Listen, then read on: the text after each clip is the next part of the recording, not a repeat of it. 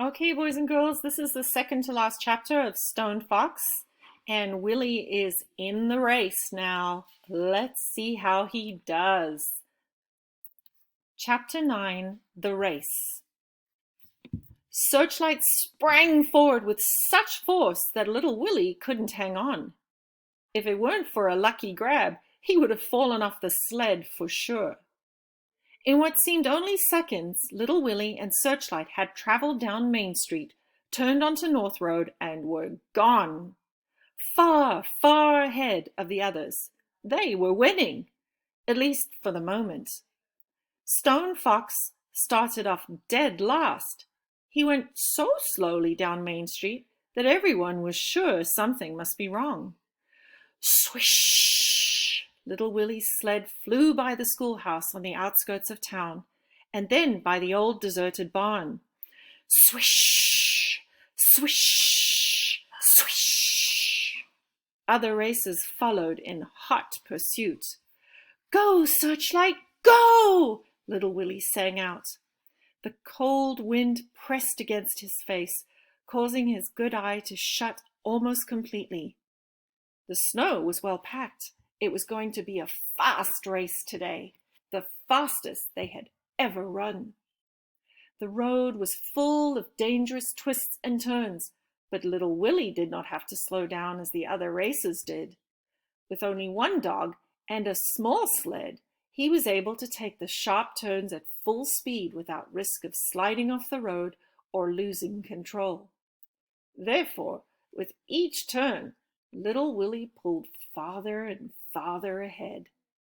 Swish! The sled rounded a corner, sending snow flying. Little Willie was smiling. This was fun. About 3 miles out of town, the road made a half circle around a frozen lake. Instead of following the turn, little Willie took a shortcut right across the lake. This was tricky going, but Searchlight had done it many times before. Little Willie had asked Mayor Smiley if he was permitted to go across the lake, not wanting to be disqualified. "As long as you leave town heading north and come back on the South Road," the mayor had said, "anything goes."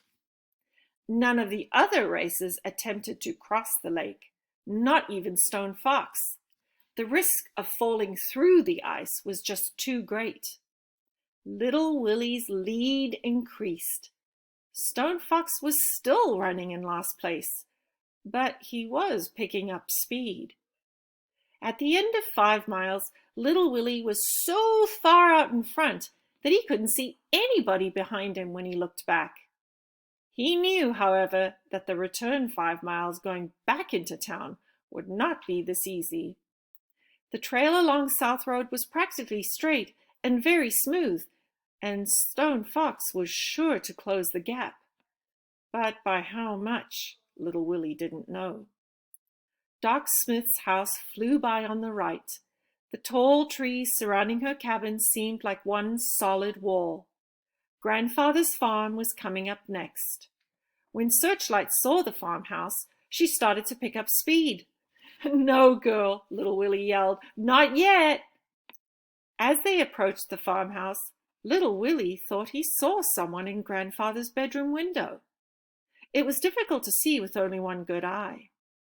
The someone was a man with a full beard.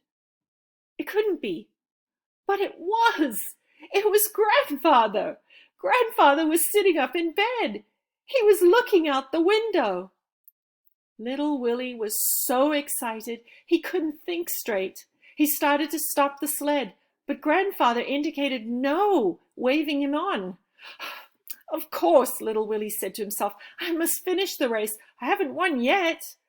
"Go, Searchlight!" little Willie shrieked. "Go, girl!" Grandfather was better. Tears of joy rolled down little Willie's smiling face. Everything was going to be all right. And then Stone Fox made his move. One by one, he began to pass the other racers. He went from last place to 8th, then from 8th place to 7th, then from 7th to 6th, sixth to fifth. He passed the others as if they were standing still. He went from fifth place to fourth, then to third, then to second, until only little Willie remained. But little Willie still had a good lead. In fact, it was not until the last 2 miles of the race that Stone Fox got his first glimpse of little Willie since the race had begun. The 5 Samoyeds looked magnificent as they moved effortlessly across the snow.